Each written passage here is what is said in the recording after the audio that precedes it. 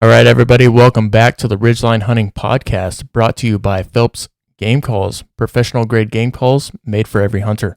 If you're trying to get close with elk, turkey, predators, or waterfowl, Phelps has you covered. That's right, so go to phelpsgamecalls.com. Get them close. All right, everybody, we have a guest on the line, Kirk Douglas. Welcome back, Kirk. We haven't heard from you in a long time, and you've been slaying it this year. Yeah, thanks. Thanks for having me back.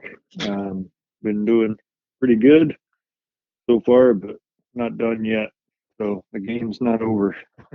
For the new listeners, Kirk Douglas is one of our original guests. He's been a longtime friend of ours, and he lives in Arizona. He guides down there. He's also a avid antelope pronghorn hunter in Montana and Wyoming. So besides his guiding in Arizona, he also guides in Mexico. So if you want to catch up on what's been going on with Kirk, we have our previous episodes with Kirk Douglas as well. You can catch up on after this one. That's right. Yeah, Kirk slays it and also guides and helps other people do the same thing. And we actually want to get caught up on what Kirk's been doing in 2023. So, Kirk, where do you want to start? Mm, He's like, dang it, put me Start on from the top. Let's start from the top. What happened first? well, you said it was 2023, and it's 2022. Oh, it's so 2022. we'll Yeah, back that up. let's back up a little bit. We're going in fast forward here. So started out the fall. Well, we have an early archery deer season here in Arizona, kind of end of August, beginning of September, which I do not participate in. I don't like hunting when it's 105 degrees, and I don't like rattlesnakes. So, hey man, that's a good reasons. Two so good things. you can have it. Yeah. So started out end of August. Was it the end of August? No, I think it was end of August into the beginning of September. I had a friend of mine slash client asked me to go to Colorado with him. He had picked up a antelope tag on a draw permit with 6 points. It usually takes about 14 points to draw, and Wow. the reason he picked it up is because it's on a military installation. And after the hunt dates were set, the military let the Game and Fish Department in Colorado know that the hunters that drew that tag were only going to have Saturday and Sunday to hunt because of military training maneuvers. So a lot of guys that had that tag that were expecting I think it's an 8-day hunt turned their tags in because they didn't want to hunt 2 days. So he picked up one of the tags that was turned in, and we went up there and killed a buck on the first day. That he taped him. I don't, I've never measured anything I've killed, so I just not my thing. But when he got home, he scored him the best he could, and I think he said he was about 81, that's a damn good antelope. So that was the beginning. I came back home and worked at my real job for a week and went to New Mexico, where we had a group of 4 hunters from Indiana. One of them was a repeat client that killed a decent bull last season, and the other 3 guys were new to us, and good hunt. The guys were rock solid. I enjoyed hunting with them. It was tough. It was a lot warmer than this year than it was last year. Water was everywhere, so you couldn't really use that much to your advantage. We on the second day of the hunt, interesting. These guys are Amish, so Oh, cool. they won't hunt on Sunday.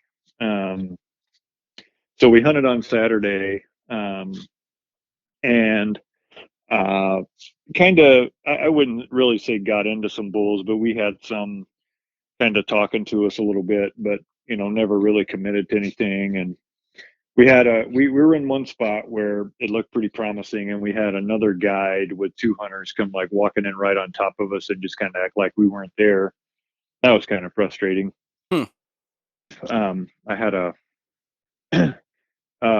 brief but interesting conversation with him. He took his he took his guys and left.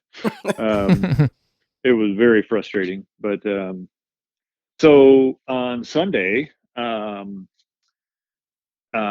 tell the guys like, hey, can you guys can we at least go scout? And they said, yeah, we're not going to hunt. So we were, of course, within 200 yards of multiple bulls on Sunday. Great. No rifle, nothing you can do about it. And I kept telling them, like, it's a lot easier to ask for forgiveness than it is permission, guys. But they weren't, they got a kick out of it, but they're like, no, we're not going to do it. So, okay.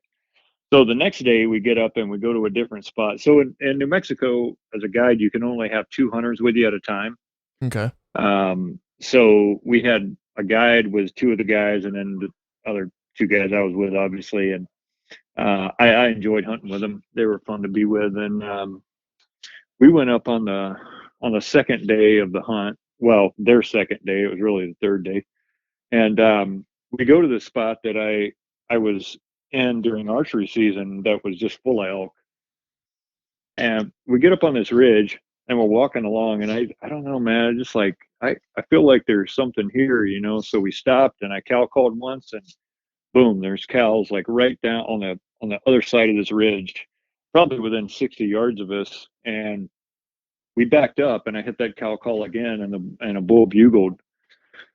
So we hear some movement going down the ridge away from us, but we have everything's in our favor. The wind, we got the sun at our back, and we eventually see the elk, and they start filing through, and we get in position where we can see them coming through a lane, and we watch the spike come through and multiple cows, and every elk in the group would step into the lane and stop and just stand there broadside. So we hear this bull, he bugles a couple more times and he kind of chuckles a little bit, and he starts to step through. And the guy that, it's like the 2 hunters decided who was going to shoot. So the guy that's going to shoot's on his rifle, and I'm to his right, and the other hunter has a pretty good view of this bull because of the angle he's looking at him. And I don't have a very good view of him. I can see some antler tips, and I can see the shape of his body. He's kind of standing behind this big pine, ponderosa pine.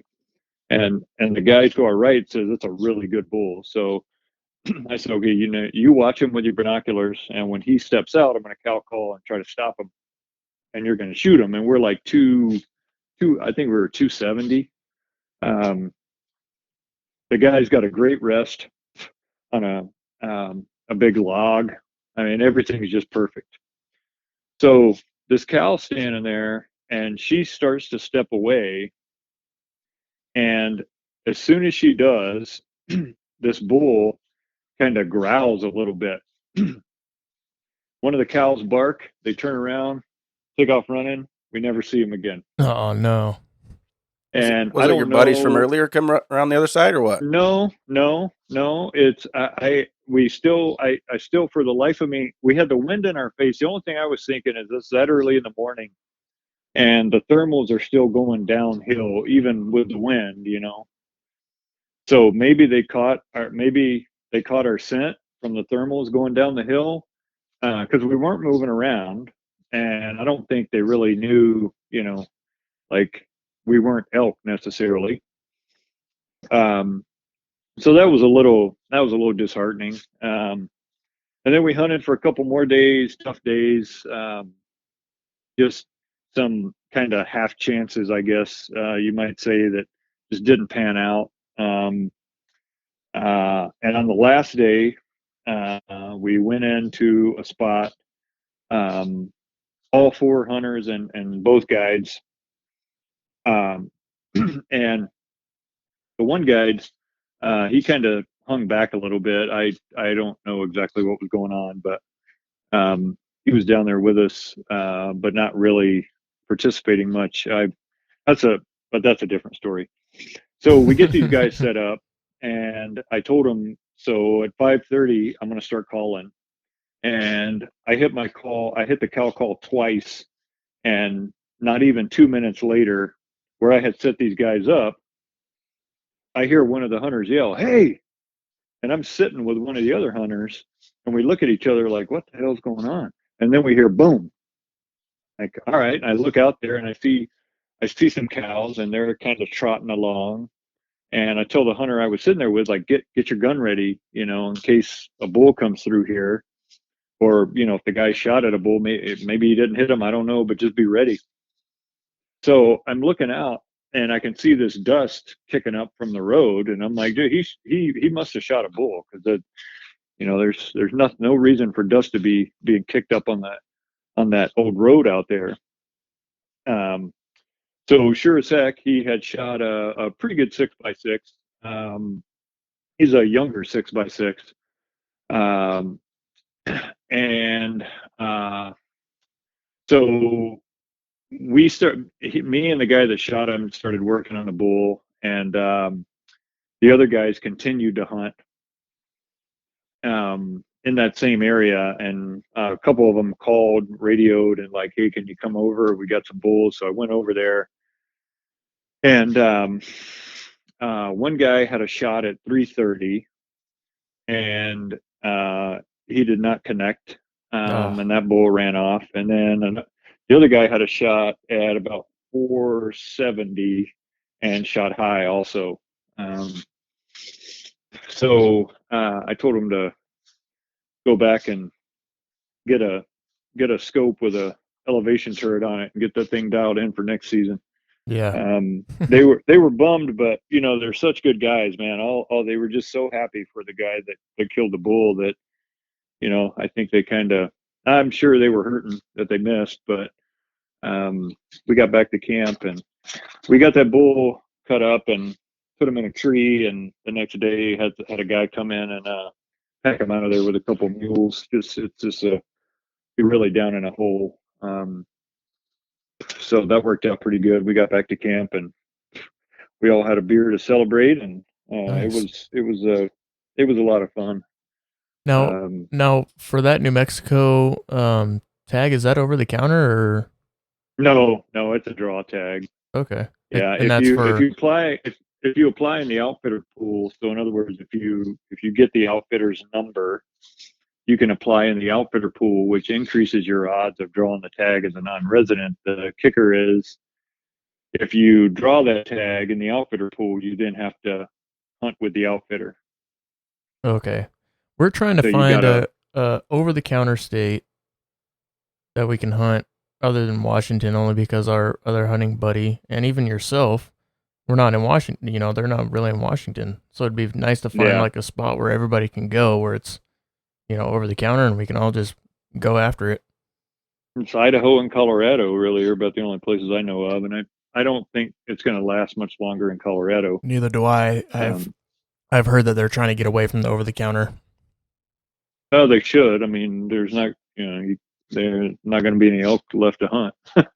So I got a couple So questions from your story, Kirk. yeah, So I used to live back east in New Jersey, and we had the Amish in Pennsylvania. And yeah, so they're kind of, I guess they're more um, traditional Amish. They have the wagons and the horses and stuff. So I'm sitting here thinking hmm about these yeah, guys coming down to Arizona for a yep. rifle elk hunt, Mexico. or New Mexico. So did they drive down there, or how'd they get there? I mean, I don't mean to sound So ignorant or nothing, but two of the guys that came with them are not Amish, and they're the ones that drove. oh, okay, got it. So they just rode. But like, none of them, none of the Amish guys have driver's licenses. They ride horses and they use the buggy.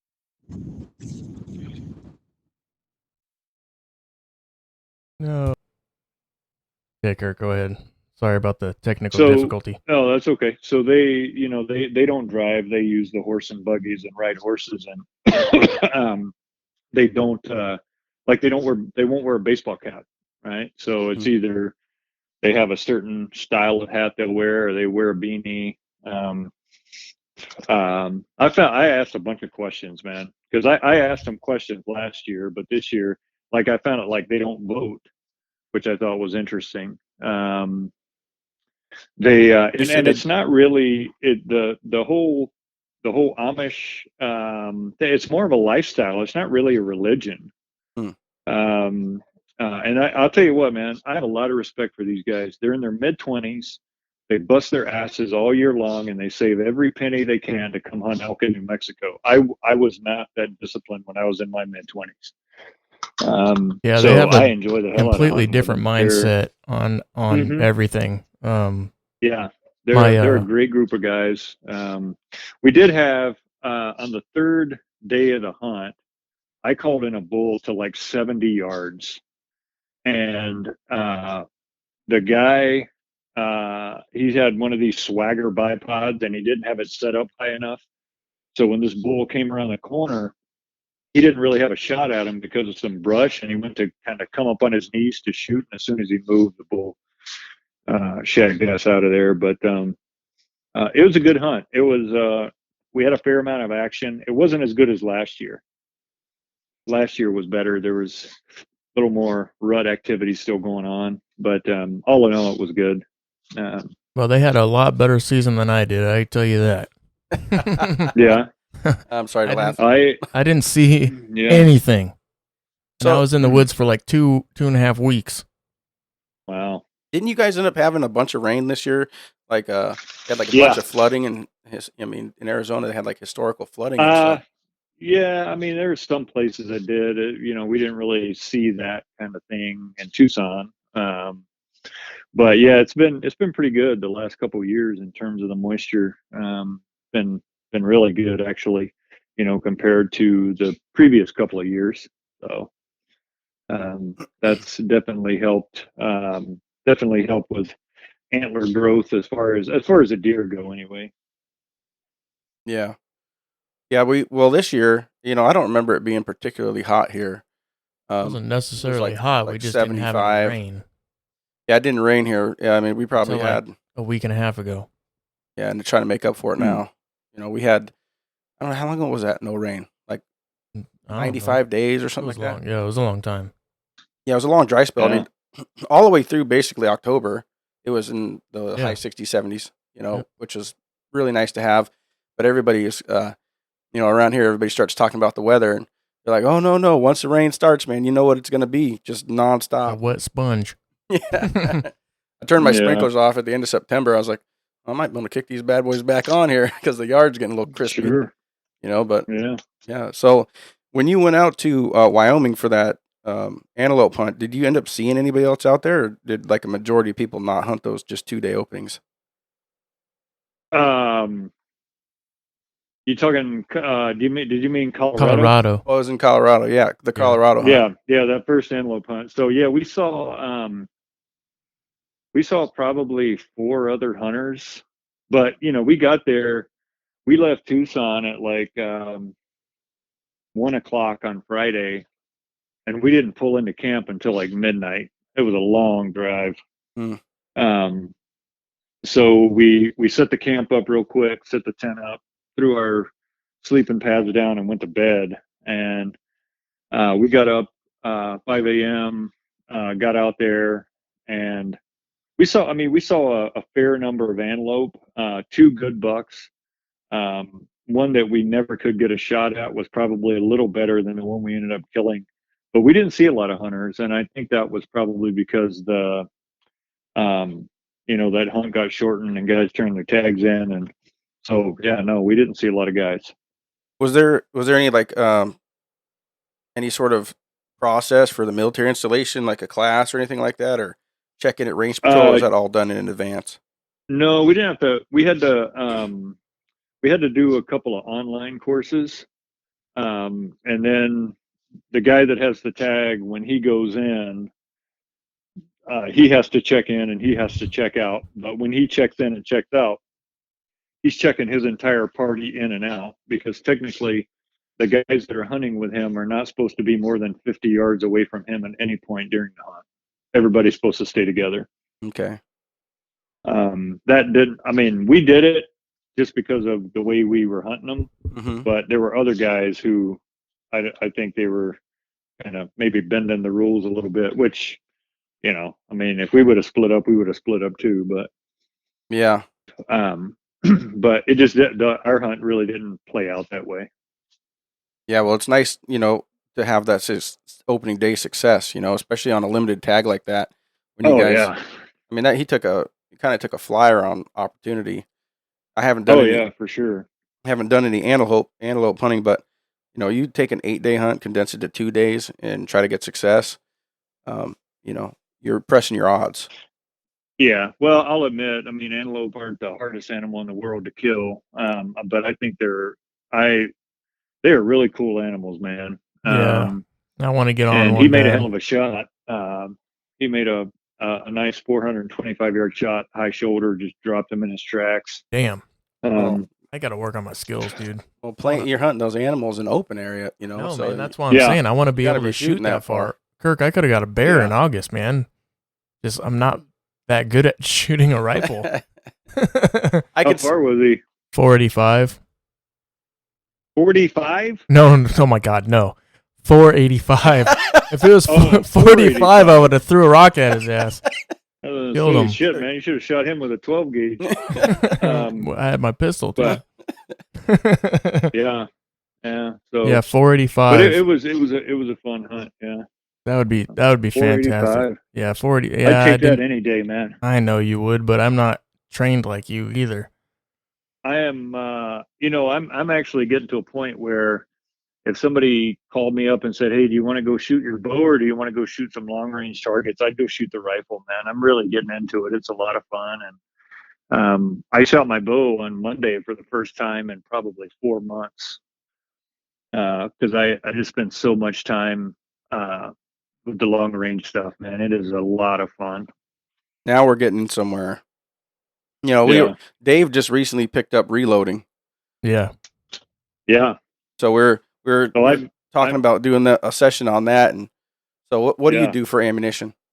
He has a guy reload his stuff. I'm extremely fortunate. I have a very good friend of mine that is really into reloading, and in fact, you guys might want to have him on and talk to him about it. Nice. He's very good at it. He reloads. He loads all my ammo. And you get a little bit of cost up front with buying your supplies, but I can call him up and say, hey, can you load me up a box of 6.5? We're going to go shoot, and he'll have it for me the next morning. He's got a really cool setup, and he's as meticulous about loading ammo as I am about building arrows. So I don't worry about that make piece, sure that end of it one bit. Lined up with the spine and do all that stuff. I'm not kidding. I've seen him build one. I was like, dude, that took forever. With that stuff. He takes all that time and he shoots a turkey with it. Yeah. Hell yeah. I still do it. That's awesome. Yeah, but yeah, we'll have to get his. I gotta start shooting my bow a little more. We'll have to get his number, and I'm kind of rolling into wanting to shoot a little bit longer range, but it's really only for one target, and that's a bear.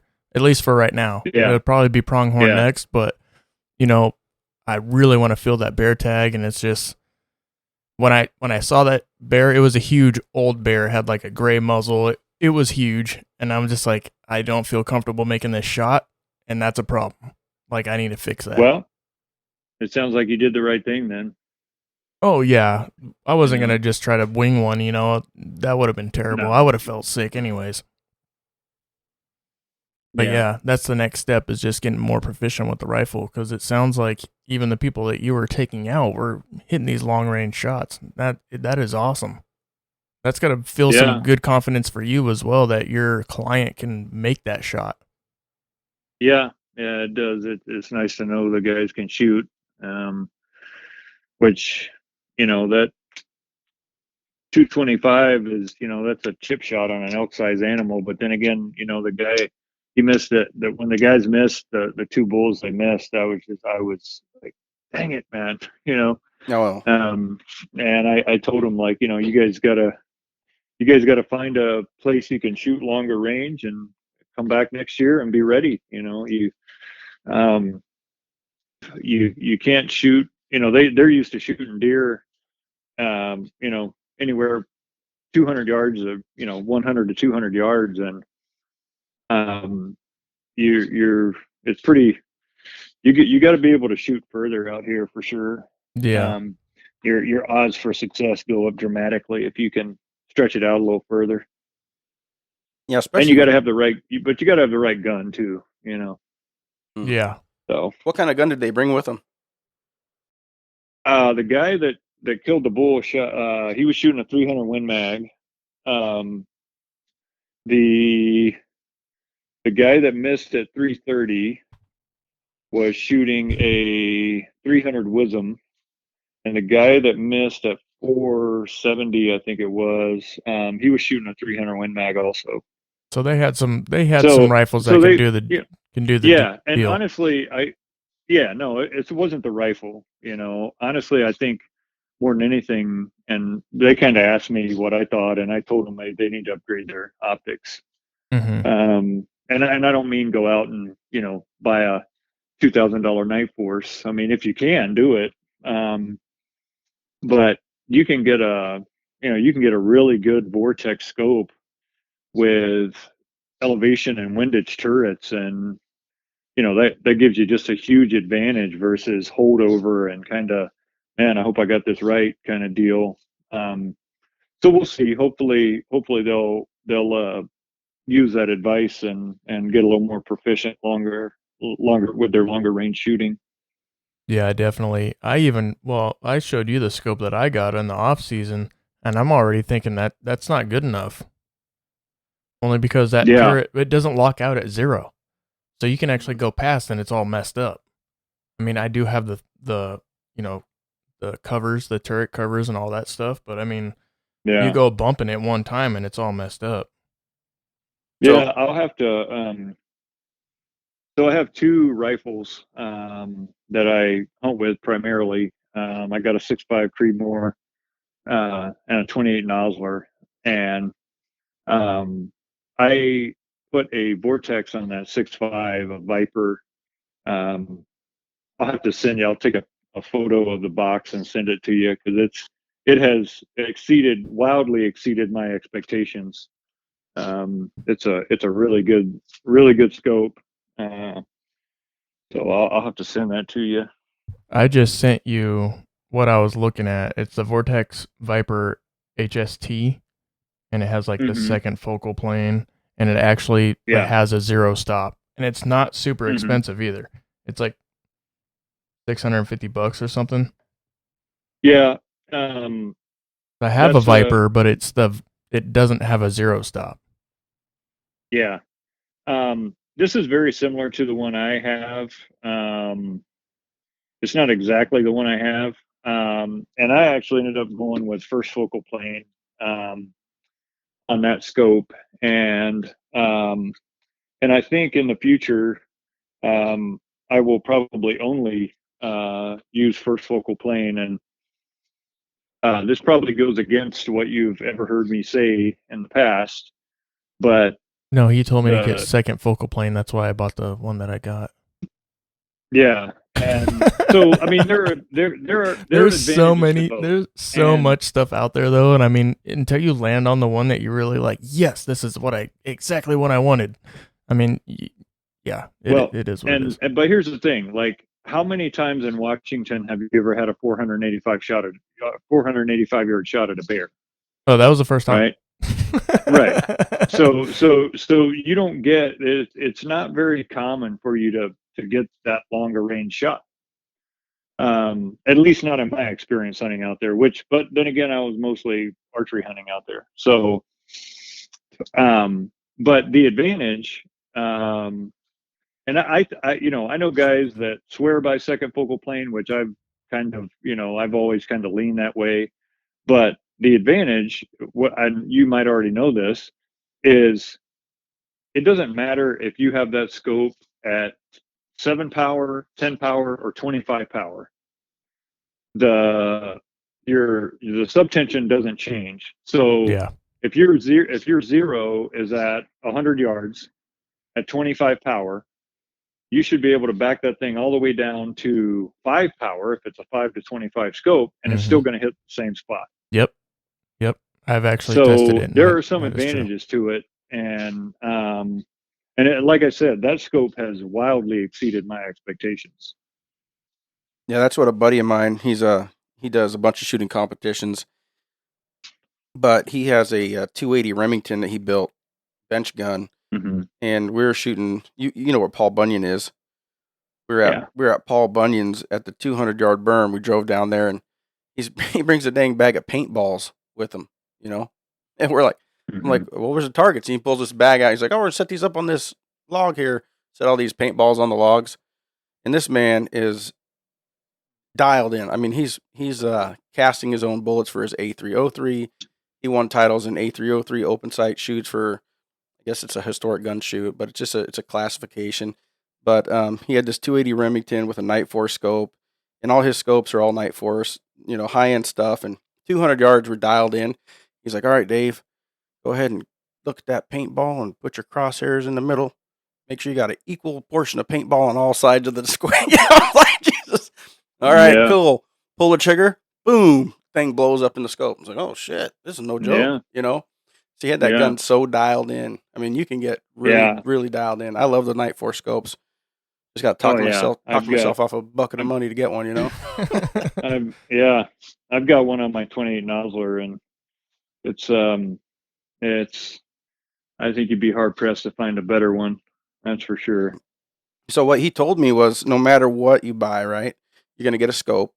He said, what you want to do is get your zero, zoom it all the way in, shoot, zoom it all the way out, shoot. It should be identical.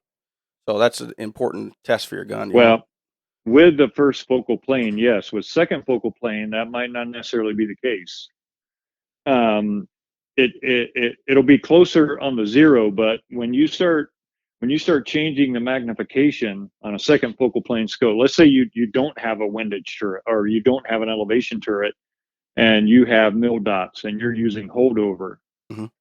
So those mil dots, you're not going to have the same point of impact, let's say at 300 or 500 yards, at a magnification of 5 as you would at 20. Right, so it's going to change, and that's the advantage of the first focal plane, is you don't have to worry about that. Oh man, I need to switch it up. So Kirk, you guys send me that. I will. I gotta find out. You know, I never dug into my really scope shot that much. far. I've shot 200 yards, and when I've zoomed all the way in, it's pretty damn close. I mean, maybe an inch and a half. Maybe it might be out. Zoomed all the way in from 5 to 20. There is a simple solution to that. Really, I mean, if you've got a second focal plane scope and you don't want to go buy another one, is just shoot it on the same magnification, right? Like I can't even remember the last time I didn't get on target and turn my magnification all the way up and shoot. Like, I'm not gonna if I got a 25 power scope, I ain't gonna stop at 18. Yeah. Okay, that makes a good point. Yeah. Yeah, I mean, I don't really see, I don't see any reason to shoot something at 10 power if I can go to 25, especially if I have a good rest. And, that's the other thing I like about hunting out here is most of the time you're able to get yourself in a position where you do have a good rest. And, most guys have bipods on their rifles, and you get yourself in a good position. You get time to set up, and you have plenty of time to get comfortable to take the shot in most cases. Right. I was over in Eastern Washington, so I had time. Yeah. It was nice and open. It was actually where I took you out elk hunting. Yeah. Okay. Yep. It was ridge to ridge. It was across another ridge. I wish I'd have been there. I would have lit his ass up. Oh, I know, because I would have just stepped aside and said, Kirk, here you go. Because I know it was out of my range. Yeah. And Well, that's I the mean, other thing too. I yeah, also want to upgrade my rifle. I'm thinking about a 6.5 PRC. yeah. A buddy of mine that I hunted with in Montana, he shot his buck on the the last day of our hunt with a PRC, with a 6.5 PRC. He shot that bucket. Shoot, I think 700 yards, close to 700 yards, Jesus. and just folded him up. Um, oh, it's a definitely a good caliber. There's no doubt about that. If you can find ammo for it. So on my rifle, one of them, I have a Leopold. It's the VX3i long range precision scope. Yeah, Uh-huh. and that thing, it's 6.5 to 20 power. Uh-huh. And that thing, man, it has the coolest reticle on it. It's a mil dot, but it has. I'm not sure how to. Sorry, it's not a mil dot. It has MOA adjustments on it. It's got the windage turret and elevation turret, and Okay. so I got it zeroed at 200, and I've shot it out to like 350, and it's pretty good. You know, it puts them right where they need to be. But I did miss a bear, not with that scope. I had an old scope. Yeah. That's why I got this one. I had a Okay. Nikon. I can't remember what was a Nikon. It was one of these ones that had a little illuminated reticle when they had first came out. It was old. Yeah. I can't remember the name of it, but this was a good scope back when it came out. You know, probably in 2002. You know, so Yeah. the Leopold's quite the step up. But looking through it, it's so crystal clear. You know, you're like, dang, I don't even know what I'm supposed to be looking at here because you just want to start looking around. It's really Yeah. clear. It's better than your eyesight when you look through there. You're like, damn. Right. Yeah, I know a lot of guys that like those scopes. I'm not a fan, but I know a lot of guys that do like them, and they certainly make a good product. It just doesn't fit my eye, and I don't like the eye relief in the eye box. A little small for me.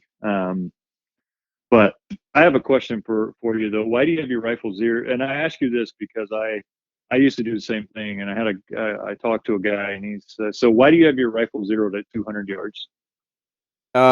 You know, I was taught to zero at 200 because from like 2 to 350 is less adjustment in elevation than zero at 100 to 350. Right. So is zeroing your rifle at 200 yards? Do you think it's going to give you the ability to shoot further?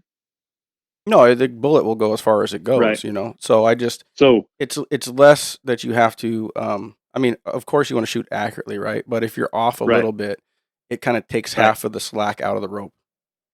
But if you have your dope with that elevation turret, you shouldn't really have to worry about that, right? Well, let me tell you. I had my dope. Okay. I had the thing. I had the bullets chronographed. I'd shot this same load since I got the rifle. Was this your 270? Yeah, Yeah, 270. Dang it. I had the same. I've shot the same hand load. I've been hand loading this thing since Kirk, 2006. I'm gonna stop him right here. It was not the rifle or the load or anything. No, it was Dave- no. Here we're Dave getting was to the probably- conversation here. We're gonna talking about dope here. You know how he gets. He was probably jacked up. I was and he was- jacked up, and- but and he was probably bouncing around like 2 feet. I had Took a shot. No, I had to stop 3 times, and I had to find different rests 3 times, and I missed a bear. It was 505 or 508 yards, basically across this little valley. And it, so I was watching this valley during a spring bear hunt, and the bear climbed up a log on the opposite side of the valley, and then walked up on the road, and he was eating grass on the road, so I could see straight across. A range found him. Of course, my heart's pounding. I knew that I had 49 inches of elevation drop at that because I already had my dope. I knew what it was. I'm like, okay, 49 inches. I didn't have a turret, so I estimated. Hmm. That's my Okay. problem. So that's why I went to the turret. Yeah. So with this older scope, I didn't have a turret, but I knew what the drop was. So I even looked Yeah. on my phone on my AE ballistics chart because I had the whole load already in there in the ballistics chart. So I looked on there. I was like, oh, 49 inches, and yeah, shot clean under it, man. I probably was 10 inches over his back. I don't know why. 10 inches of holdover, and just Yeah. went right underneath of him. And I mean, I probably was only 3 feet off the ground when I shot. You know, not. I Yeah. don't know. It didn't Well, work. Didn't work out. I I zero all my rifles at 100 because I feel like I can really dial in my zero better at 100 than I can at 200. And then I use a program called Streetlock Pro to get, you know, what they give you your dope, and then I go out and shoot and confirm it. And I found, you know, it's usually the further you get from the target, the, you know, it might be off a couple clicks or whatever. But it's a really good starting point. And I, you know, I like that. So I got home from that elk hunt on a Thursday afternoon, and unloaded all my stuff, and repacked some shit. And the next morning, got on a plane to go up to Montana. And I shot my buck on the first day at like 225. You know, so he was just in a bad spot for him, and How many days did you have, I though? didn't. How many days did you Yeah, have? so 18 hours. Yeah, so I wanted a little, you know, I wanted to take a little longer shot, but at the same time, it's kind of like, you know, I'm 225 yards, I'm gonna shoot his ass. So on the third day, we had been getting into this group of antelope every day, and they kept kind of busting us, and it just wasn't working out. And we decided to take a little different approach to them because we spotted them from a long ways off, and we got on them. And I had a buck tag, but then I also had a B tag, so I could shoot a doe or a fawn. Oh, okay. So I shot that doe at 515 yards with the 6.5, and she was with the buck, and my rifles are suppressed. So I shot her, and other than her standing up and, you know, trying to run 30 yards and tipping over, the antelope were kind of looking around like, where the hell did that come from? And that's when my buddy shot that buck out of that group with his PRC. But that's the distance shot. And I, you know, I had plenty of time. They were bedded down in an open field, and we had everything in our favor: the wind, the sun, and I was really able to lay down and get really set up really well. And so, but it was still, you know, it was pretty satisfying. That's the furthest I've ever shot an animal at.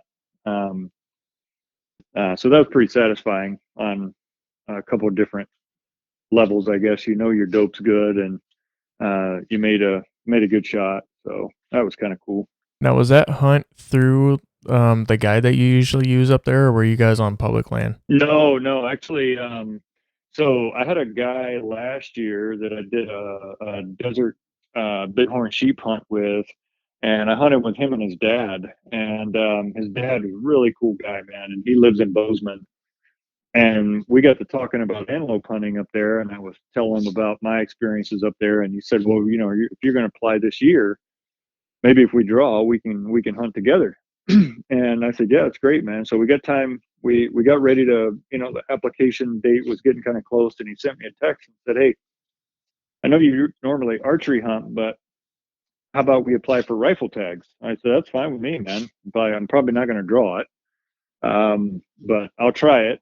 You know, I think I looked at Go Hunt real quick before I applied, and I think it said as a non-resident you needed 4 points, and I had a point from, I don't know, probably from a couple years ago that I hadn't used. And then I bought another point, which you can buy a point when you apply. I think it costs an extra $20. So I went in with 2 points and I drew it. Nice. Um, I was actually on my way back from the archery elk hunt in New Mexico in September, and got an email from Montana Game and Fish, and they had done a survey and decided that the guys with rifle tags in our units could buy a doe tag as well. So I pulled off the freeway and bought that real quick. So it was nice to go up there with two tags. But no, the my buddy, he set it up with the third guy we hunted with. He owns several sections there in southeast Montana, just outside of Broadus. So we hunted his family's property out there.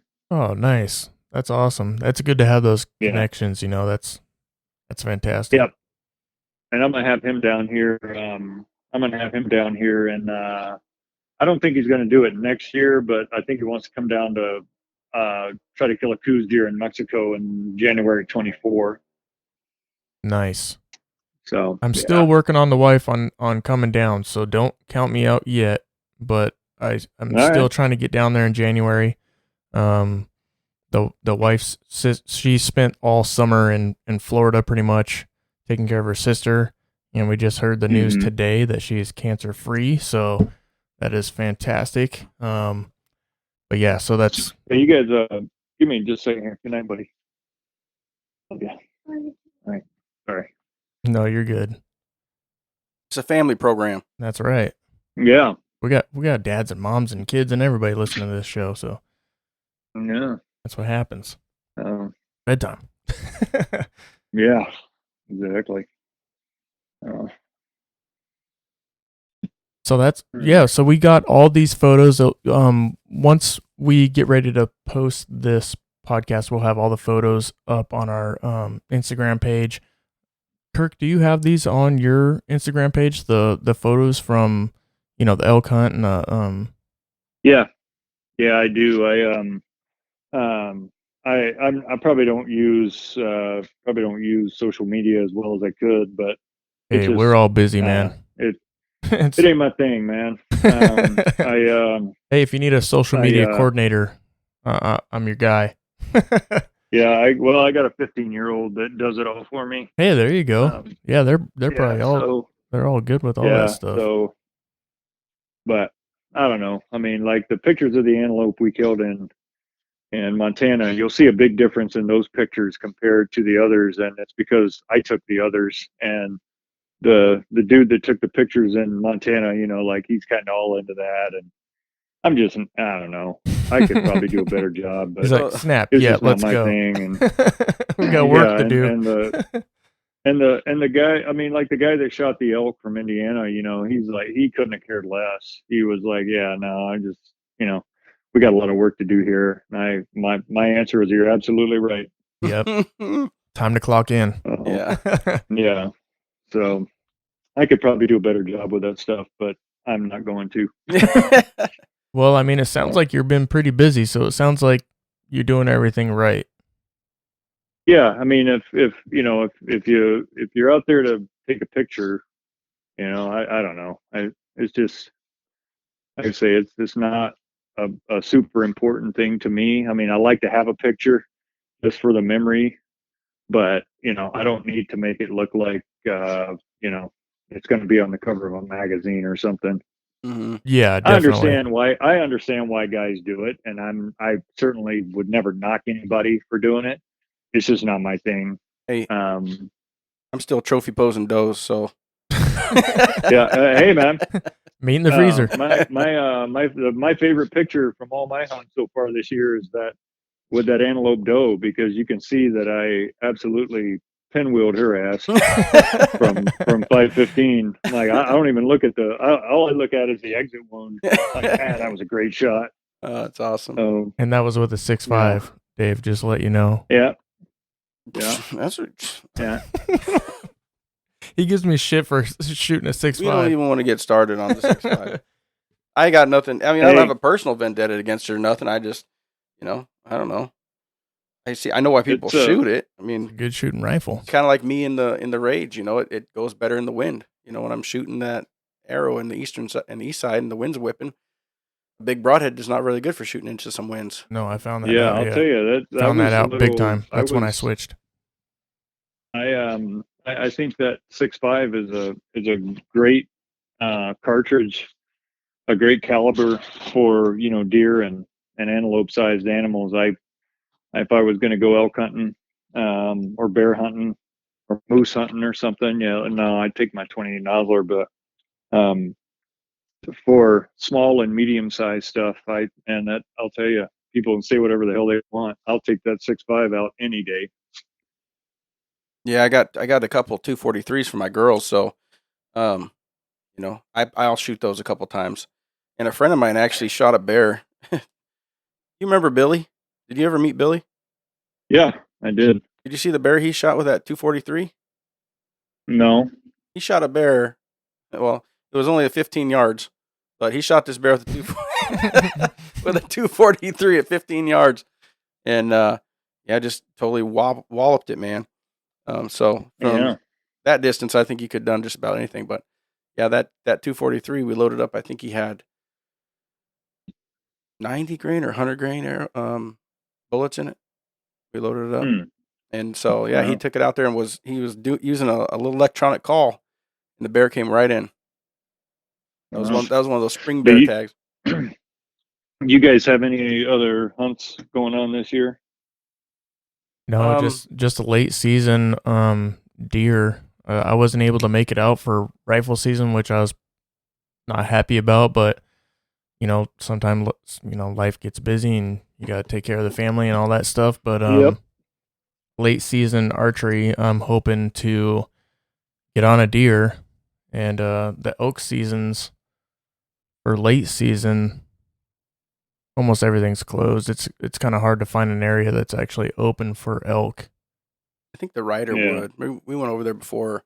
Yeah, we We have to go in there with the bikes if we want to go late season elk hunting over there. But I'm going to do late Yeah. season a mule deer hunt when I get back. I'm going to Pendleton, South Carolina, your neck of the woods, and Mm-hmm. I'm going over there for some testing for work certifications, and then I'll be back right before Thanksgiving. So I'm leaving that weekend, Thanksgiving weekend. Going to do a mule deer hunt over in East Side, and then we'll do some waterfowl hunting. We just did our first waterfowl episode, the preseason episode. We're going to do a follow up on that. So we're going to get out, do some bird hunting, and then maybe possibly a bird hunt in Idaho in January. So Huh. we got For a ducks? yeah, duck hunting. Yeah, Oh, okay. we got a little. He's like, yeah, okay, yeah, well, he 6.5. freaking Well, he's snow shooting. No, snow cranes and stuff, no. man, flying steaks. I can see people like it's just like not my thing, but I can see why a guy would enjoy it. It's fun. Um, yeah, We yeah. we actually have a guy we're going to be interviewing here later this week. He was just duck hunting last weekend, almost died. Him and his buddy. Really? Yeah, they were. I don't want to. Actually, I'll give a little spoiler. He was out. They were kayaking and duck hunting in these kayaks, these sea kayaks, and Uh-huh. somehow, I mean, the water got rough. They took on some water in the boats, and it started to like submerge the boats. So they Wow. were paddling, and they were just. He said it was like being on a treadmill, like they couldn't get anywhere, and then they started getting pulled into open water. So they actually called Wow. 911 from the kayak, and half an hour it took for them to come out and find him. But the I don't know if it's the Coast Guard or whoever came out to get him came out on sea-doos. Might have been the sheriff department. Wow. Yeah, came out on Huh. sea-doos. They lost a boat. They lost they lost all their gear. Lost their Oh my harvest. goodness. Lost. I think they lost one gun. They were both in the Hey, water. that's better than ending up dead. Yeah, Yeah. that's the result. But I can't wait to hear the story because there's Yeah, a no lot to kidding. learn from that, and it's going to be exciting to hear it firsthand. He's also a veteran. Yeah, Um, number one lesson: don't go duck hunting in a friggin' kayak. Lesson learned. well, Yeah. these kayaks aren't like regular. They're Oh specific. yeah, no, it just sounds like kind of a freak event, kind of. Yeah, there's it's become Yeah. more and more popular up here. You'll see kayakers out with like huge. I mean, they have downriggers and fish finders and everything on these kayaks now. They're basically like Yeah, I Yeah. guess they're just like a little personal boat. I wouldn't even Sure. classify it. Single man boat. I mean, they have propellers and some of them have motors. So yeah, Yeah. there's a whole different deal, and so Yeah, it's that'll going be to be an a good story. interesting story to hear for sure. Yeah, we're going to get him on here and do that. But so it'll be a good show. Yeah. Yeah. Cool. How about you? Do you have anything else going on this year? Yeah, I've got a deer hunter Thanksgiving weekend, and then like I say, I have crane tags in early December, and then I got my own deer tag and in December, rifle deer tag. And my buddy that does all the reloading that I referred to earlier, um, him and a couple other guys are setting up a crane hunt in New Mexico that you can do over the counter. We're going to try that, and We might even end up in Texas for a weekend, hunting cranes over there. That's always a good time. A lot of cranes over there. And then we'll roll into January when the archery deer season opens back up. And we just got our spring draw results, and I got a rifle javelina tag, and I'll try to pick up an archery javelina tag if there's any left over, which we'll probably find out about that next week. Now, how big do the javelinas get? I'd say the average size javelina probably weighs about 40 pounds. That's I think not the bad. biggest one I ever killed, with he weighed a little over 60 pounds. So they're not, they don't get big like these feral hogs or anything like that. But they're good eating, man. We just had spaghetti tonight with some javelina Italian sausage in the sauce. Living the Yeah, good life. stuff. Yeah, good stuff for sure. Yeah. So if you have you ever been on a hog hunt in Texas or know of a place over there that does that?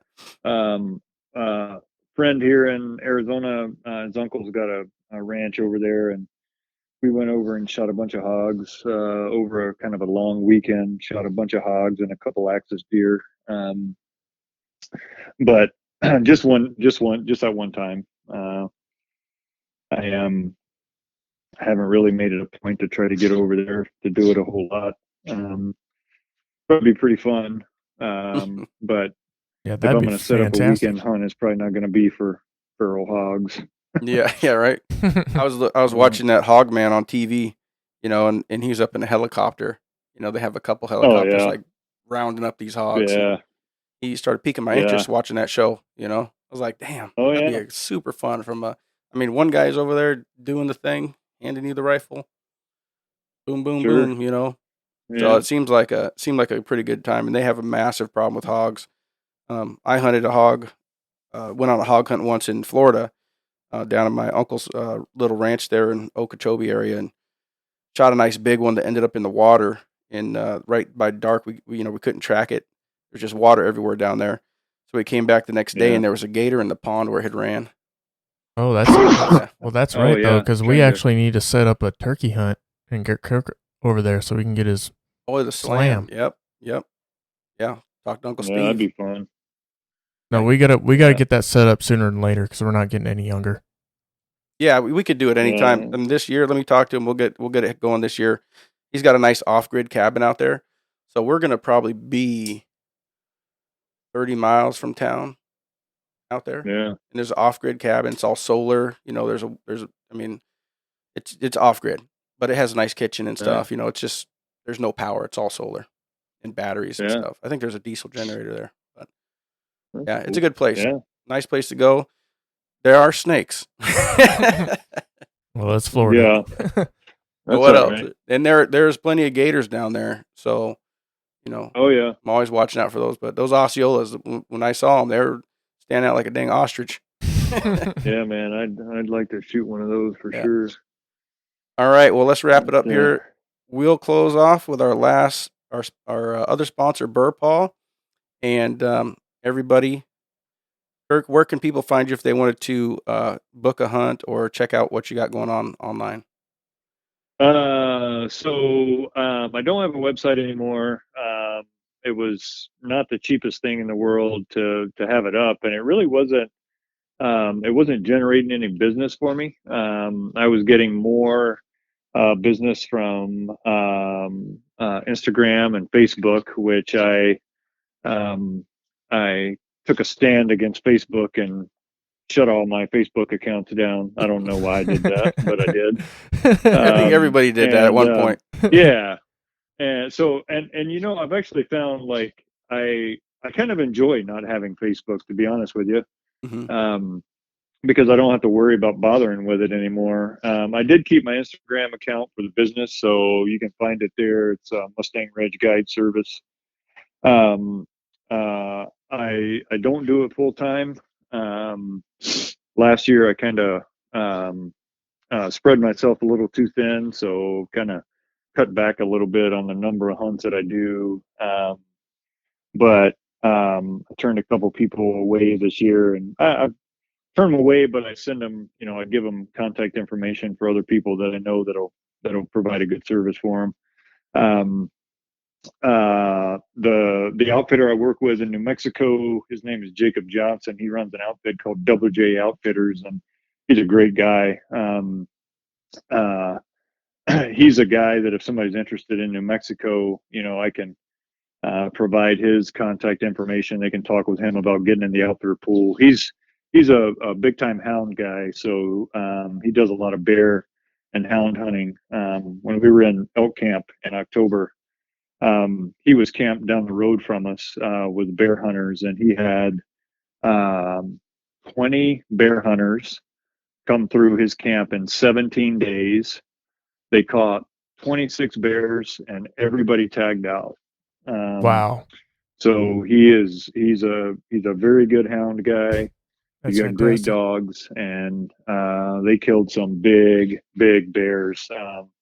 He has a Facebook page, Double J Outfitters. You guys should go in there and look at some of the bears they killed this year. They were massive. Yeah. I might be down So there in if camp with him next year. Jeez. Yeah. I actually I'm gonna probably hunt with him next year. Just I wouldn't shoot just any bear, but man, if we could catch a good one, I'd love to shoot a big one. So Well, Kirk, if you so want we'll see to, how that turns out. yeah, get some information for us as well. I've never tagged out on a bear, so Well, with the bears down there, yeah, I'll send you a text about the way it works down there. It is an over the counter tag. Holy Um, smokes. yeah. nope, Dave's So, looking at it.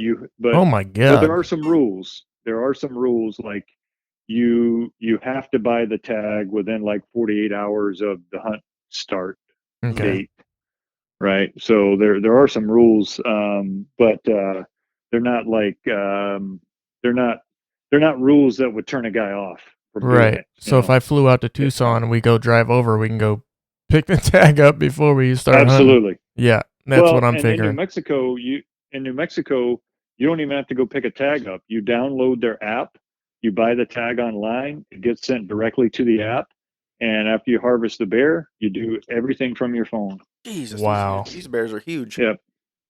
That And we sounds now have extremely that we easy. now have that same e-tag option in Arizona, which is kind of nice. That is super easy and nice. Yeah. Yeah. Florida does that too, I think now. They have the Yeah. Why is Washington so old school, dude? Like we'll probably be the last state to do it, and it'll be like 10 years after every other state does it. it'd be instant reporting. You know what I mean? Oh my Online, gosh. it'd be instantly reported, Yeah. Yeah. Be a lot easier. I think the problem here, where we hunt, we don't have cell service all the time. So if you didn't have a paper tag, you couldn't really punch your tag. You know what I mean? But the way around that, what they'll tell you in New Mexico or in Arizona is the tag is going to be on your phone, and as soon as you get service, you have to stop and validate your tag. Yeah. Well, even at Yeah, that, and it would be easy too. both my antelope in Montana this year, I didn't have paper tags. I had it on my phone. I validated both tags as soon as I shot them, and I was done. Hey, Kirk, I know this is kind of off topic for 23. Can you help me out with putting in for Montana pronghorn? Like walk me through it and all that. Yeah, it's super easy, man. Thank you. I If seriously you're going to appreciate do it that. if you're going to do it for next year, I would say just go ahead and get on their website at some point and like make an account, so you already have that piece of it done. Okay. And then when it's time to apply, you just go in, punch your info, sign in with your username and password, and you'll be off and running. Okay. I'll get started on that. Yeah. And then it's a very user-friendly system.